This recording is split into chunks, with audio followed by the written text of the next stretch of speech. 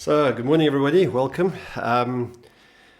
This morning I went for a walk on the beach and a swim, and then kind of rushed here, and I've got one of our church staff meetings in about 20 minutes. What's the time now? It's 8:03, and I want to just share this devotion I've been doing on the genius of generosity by Chip Ingram.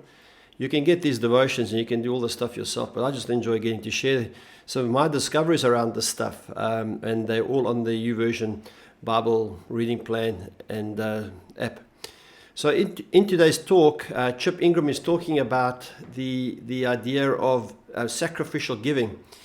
And he comes up with this line, and I just love this line. I think he's done such a tremendous job. He says, generosity is progressive. It begins with the basics, giving the first and the best, and giving regularly and systematically. Then it proceeds to an understanding of proportionality, giving according to the level at which God has blessed you materially.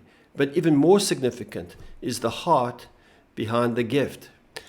Now, I don't know how you hear that, but I love the idea that he says that the generosity is progressive. And he talks about sacrificial giving in the rest of this particular devotion today.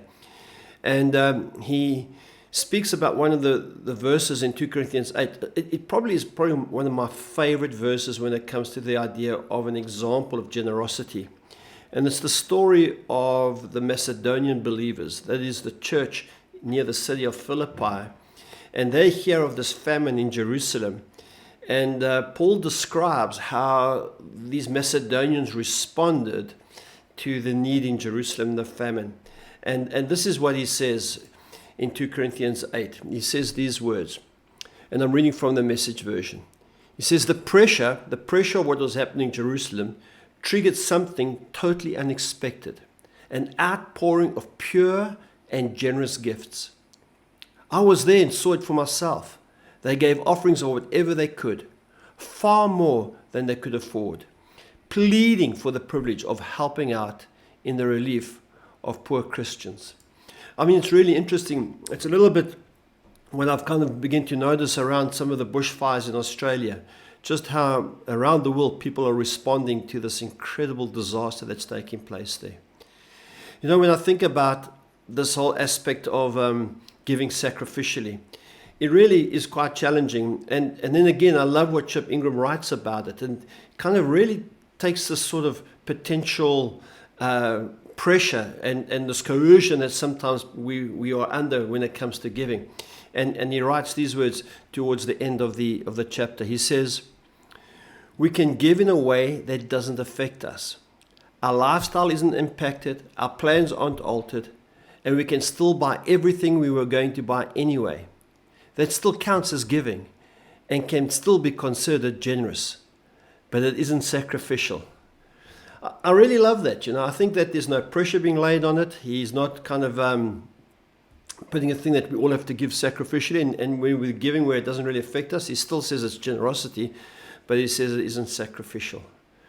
And then he kind of finishes off this whole thing, and he says these words. I feel like I'm just reading Chip Ingram's devotion to you today, but I'm sure you're going to benefit from it anyway. So this is what he says here. He says, but sacrifice shouldn't arise solely from a knee-jerk reaction to a big need or a response to pressure. On the contrary, it's a way of life. As I've been reading these words, and I love the tone and the spirit in which Chip Ingram shares this particular devotion on sacrificial giving, because I feel maybe in the past, even I've been one of those who've kind of coerced people, or certainly I've been in places where I feel coerced and feel pressure to give sacrificially. But in the article that he writes, in the devotion that he writes, he does kind of really speak about how God works in us. And I love the way he says it's not a knee-jerk reaction to a big need. It's a way of life, that we want to be there. We want to be in this place that we're willing to, in a sense, deny ourselves something to benefit somebody else. So that's my challenge today. That's something for me to really consider, because I'm not sure I'm always there on a consistent basis. So hopefully that meant something to you. It certainly is speaking to me. So thanks for watching. Thanks for coming online. And if you haven't yet liked my Facebook page, love you to do so. And if you haven't subscribed to my YouTube channel, hey, consider doing so. Otherwise, God bless you. Have a fantastic day. And when I'm back, I'm back. I don't think I'll be on tomorrow. I've got some sermon prep to do. Otherwise, God bless.